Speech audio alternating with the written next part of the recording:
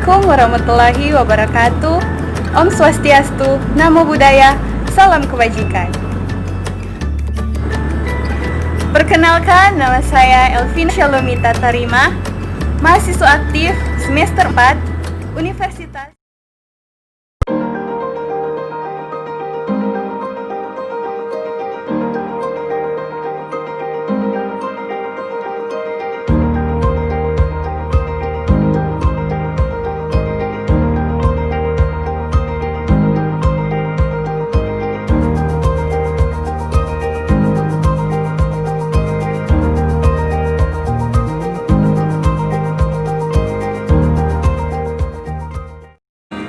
Sebelum kita masuk dalam pembahasan, saya akan menjelaskan sedikit tentang apa itu pengambilan keputusan.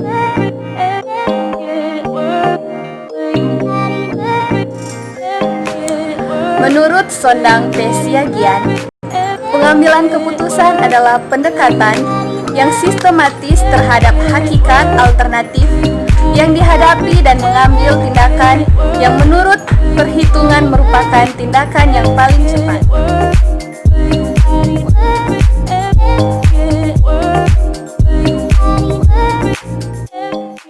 Setelah tadi saya sudah menjelaskan sedikit tentang apa itu pengambilan keputusan, dan sekarang kita masuk dalam pembahasan materi, yaitu tentang konsep dasar dan prinsip pembuatan keputusan.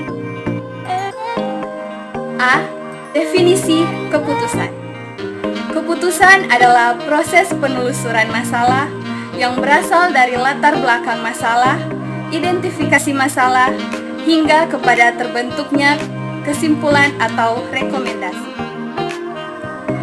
Dan pada bagian B, tahap-tahap pengambilan keputusan.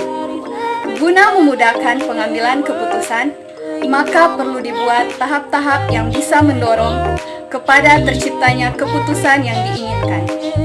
Adapun tahap-tahap tersebut adalah: yang pertama, mendefinisikan masalah tersebut secara jelas dan gamblang atau mudah untuk dimengerti.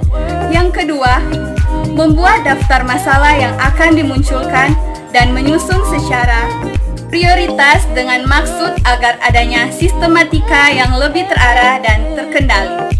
Yang ketiga, melakukan identifikasi dari setiap masalah tersebut dengan tujuan untuk lebih memberikan gambaran secara lebih tajam dan terarah, secara lebih spesifik.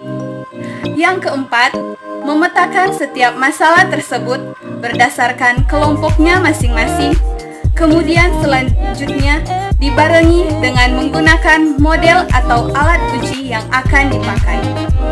Dan yang terakhir, yaitu yang kelima, memastikan kembali bahwa alat uji yang dipergunakan tersebut telah sesuai dengan prinsip-prinsip dan kaidah-kaidah yang berlaku pada umumnya. Dan pada bagian C, keputusan terprogram dan tidak terprogram. Keputusan yang terprogram dianggap suatu keputusan yang dijalankan secara rutin saja tanpa ada persoalan-persoalan yang bersifat krusial. Karena setiap pengambilan keputusan yang dilakukan hanya berusaha membuat pekerjaan yang terkerjakan berlangsung secara baik dan stabil. Keputusan tidak terprogram atau tidak terstruktur yaitu keputusan yang tidak terjadi berulang-ulang dan tidak selalu terjadi. Keputusan ini terjadi di manajemen tingkat atas. Informasi untuk pengambilan keputusan tidak terstruktur, tidak mudah untuk didapatkan dan tidak mudah tersedia, dan biasanya berasal dari lingkungan luar. Dan pada bagian D, proses pengambilan keputusan.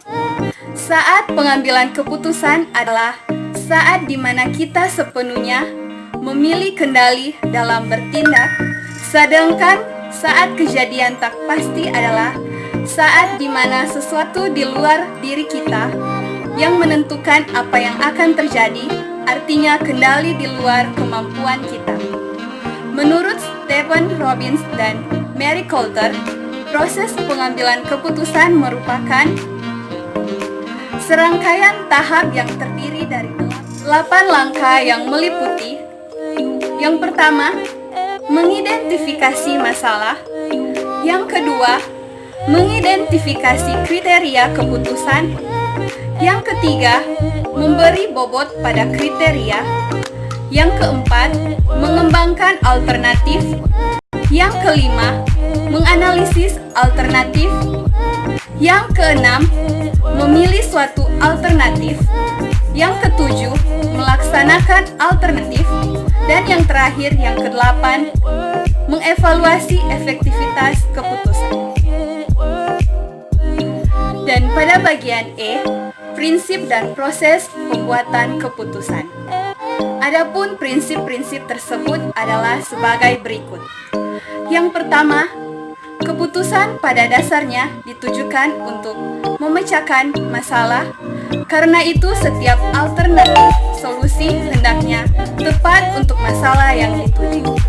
Yang kedua, setiap keputusan hendaknya merupakan alternatif terbaik dengan resiko yang amat minimal.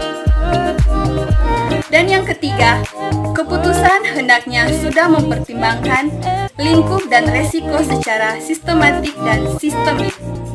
Dan yang keempat, keputusan hendaknya tidak berada di luar zona of acceptance manusia.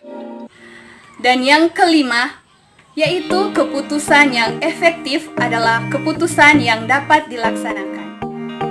Dan yang keenam, yaitu keputusan hendaknya memecahkan masalah yang generik, bukan masalah yang operasional teknis. Dan yang ketujuh, pembuatan keputusan terdiri dari tahap perumusan keputusan dan implementasi keputusan. Dan yang kedelapan, pembuatan keputusan hendaknya menghasilkan suatu hasil yang dapat diukur. Dan yang terakhir, yang kesembilan, keputusan tidak selalu harus dimulai dari data, tapi dari judgment.